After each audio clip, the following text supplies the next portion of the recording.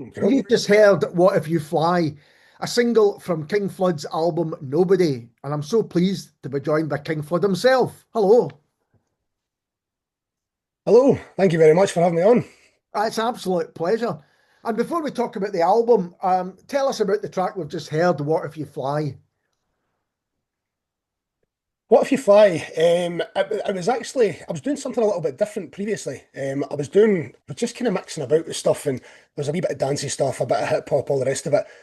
I had no real plans to record vocals at this point, which is why you'll not hear my vocals on that track. And basically, through a bit of time and through a bit of experimenting, I eventually kind of settled on what I'm doing now.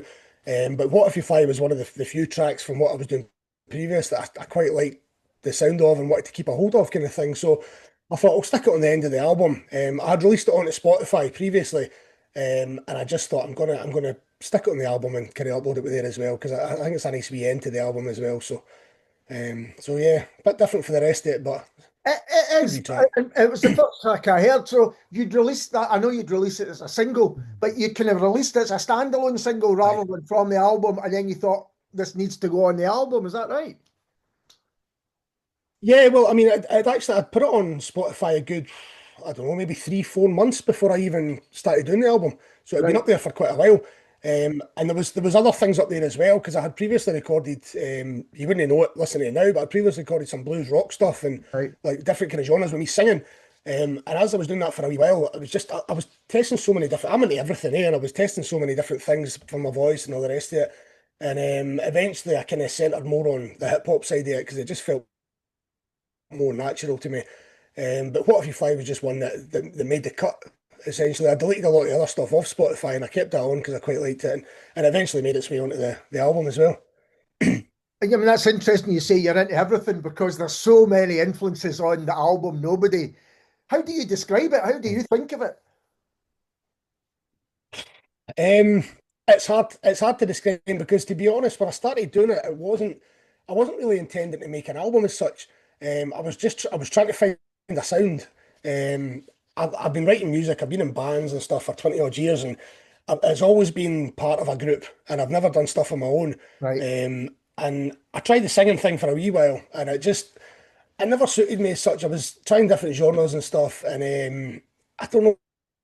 There was something about sing with a Scottish accent wasn't really fitting in with me, and I don't know, it just never really fit. So then I just started doing the hip hop thing, and I started creating beats to start off with, and then I thought it might be a little bit too much hassle to start going out and looking for different singers or rappers or whatever to try and do this over the top. Take a Uh-huh. lot of time to find them for a starter. And I thought I'm going to bite the bullet, and I'm just going to try something. I didn't know what, so I started writing lyrics. And at first, there's a couple of tracks you might be able to see. It was kind of spoken word stuff to start off with, very like slow. There wasn't any kind of flow or rhyming or stuff like that. And it just started, as I was doing it, it just started mutating and growing arms and legs. And before I knew it, some of the later songs that I did that made on the album, like Hollywood Problems, for instance, I would say that's more, I don't want to call myself a rapper, but I would say it's more rap than it is spoken word Yeah. the time I got to that. So it was just a kind of testing the water type process. And before I knew it, I had 10 tracks and I thought, well, there's an album, eh? So you didn't really have a single inspiration for the album, did you? It was just that as these songs developed.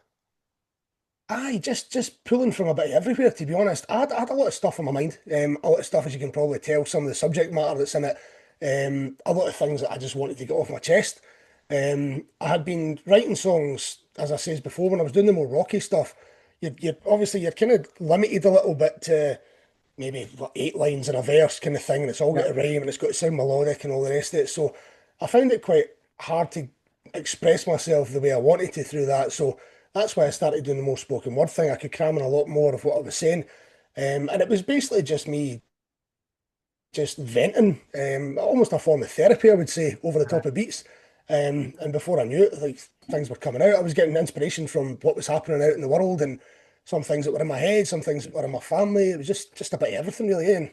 And I had no real game plan at the start, to be honest. It just became something.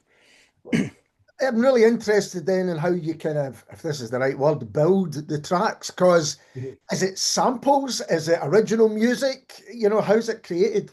It's mainly samples, yeah. Samples of my vocals essentially. I've used samples for years. I've always done a little bit of producing. I used to do a lot of remixing stuff, mixing tunes together and stuff. Um, and I've always been fascinated with the production side of things. So it was basically just finding samples that I thought were pretty easy on the ear and mixing them together. And then towards, I mean, if you listen to it in order of the album, some of the older songs come last and some of the newer songs come last. It's not like the order of the album isn't when I recorded them kind of thing. So Right. there's some songs just sound a little bit basic because it was maybe my first couple of tunes that I did. And then there's some that I've put a little bit more effort and used vocal samples that I found and all that kind of stuff. And as I was getting in more into it, I was becoming more comfortable with arranging things and finding hooks and melodies and all that kind of stuff to go with it. So yeah, mainly samples, and then obviously I do the vocals afterwards. Well, in a moment, we're going to listen to the song Hollywood Problems, which is one of my favourites.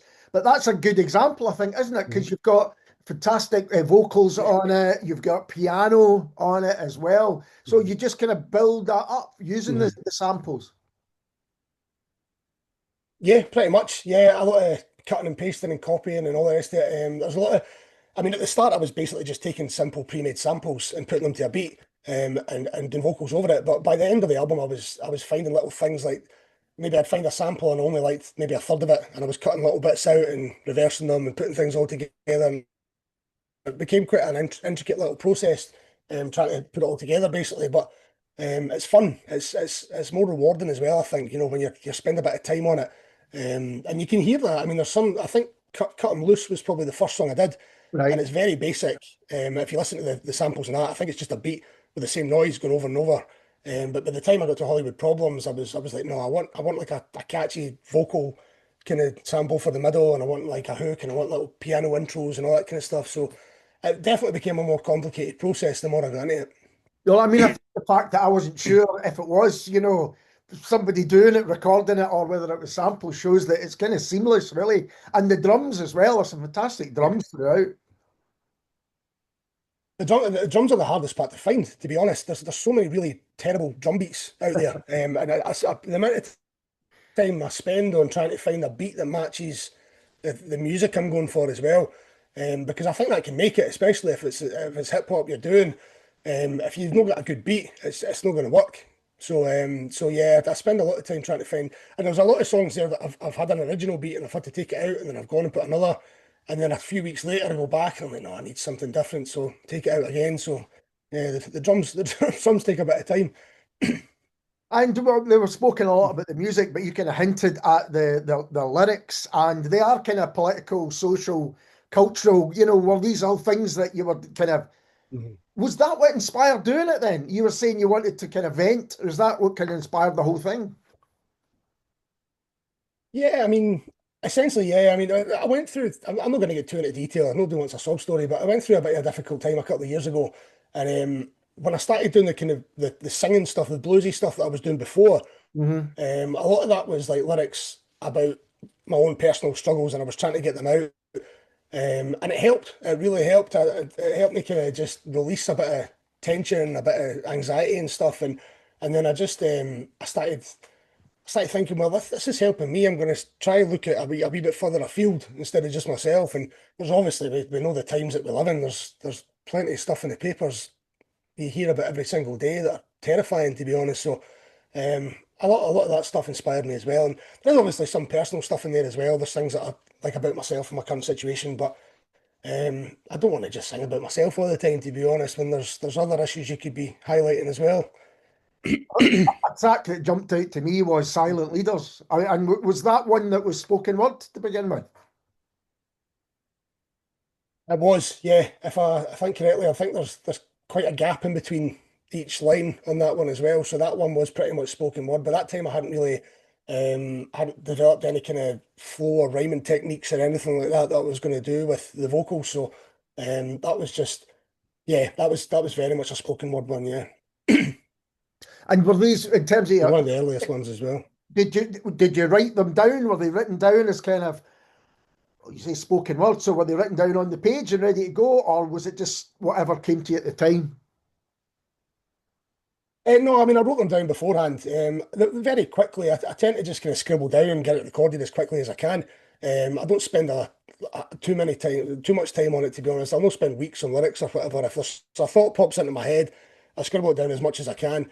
At the start, anyway, with the spoken word stuff, um, most of it was kind of first take stuff. But with the time I was starting to get into, trying to develop rhymes and techniques and all that kind of stuff, I'm having to look at what I've written down and think, well, this doesn't make a lot of sense. And you're having to mix words and swap words and with the use of a wee thesaurus somewhere as well, sometimes just to try and make it a little bit more interesting kind of thing.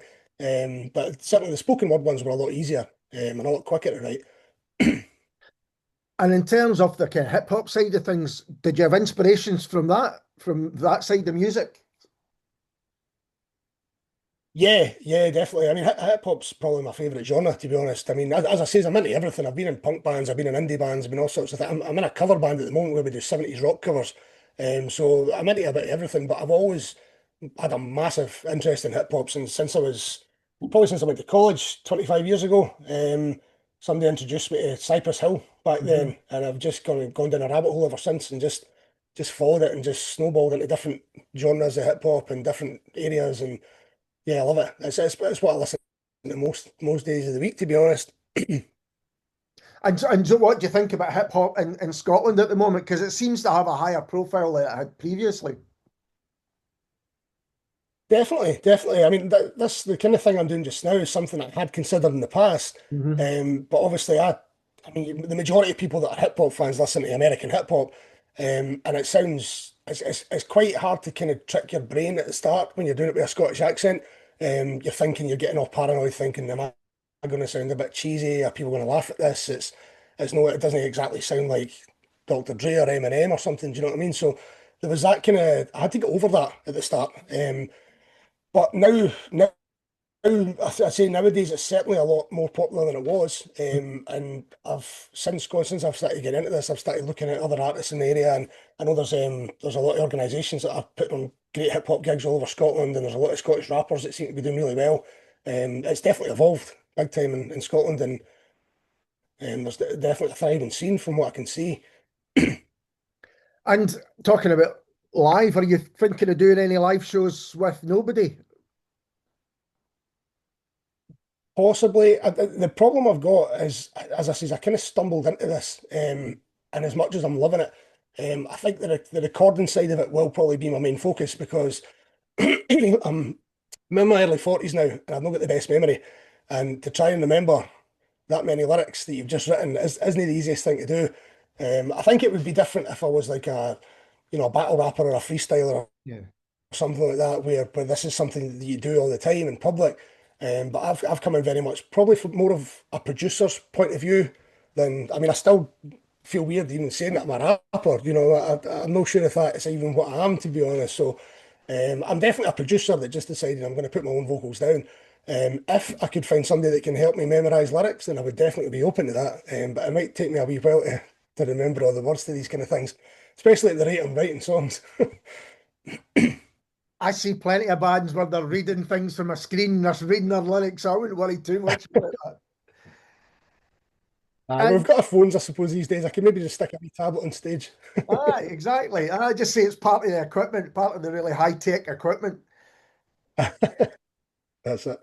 And have you, I mean, you said there that the rate that you're writing songs. So, I mean, are you almost, it sounds like this album was done quickly over a short period of time. Very quickly, very quickly. I mean, I would say even 3 months ago, I didn't even know I was going to do it. And then I just did it. And I know nowadays you've kind of got to go along this pattern where you release single after single after single on Spotify and all that to try and get a bit of exposure and eventually it'll lead to an album. My goal with this album was to learn what I was doing for a starter, to experiment and try and find a sound that I was happy with, but also just to get it on there and just get some content. Just so when people went to my Spotify page and stuff or Apple or whatever, there's an album there, so they're not. If you're a brand new artist and you're uploading one song every couple of months, and somebody's like, "Oh, I quite like that song," they go on Spotify and there's one song. I mean, Yeah. it doesn't give them very much to listen to. So I thought I'll get this first one up, and then I'll start straight away on the second one. And I'm already halfway through the second album at the moment, to be honest. What I would say is, it seems to me everyone's still learning the best ways of releasing music for them, and it changes all the time. Nobody's Yeah. got the kind of perfect way of doing it. Mm. Yeah, I would say so, definitely.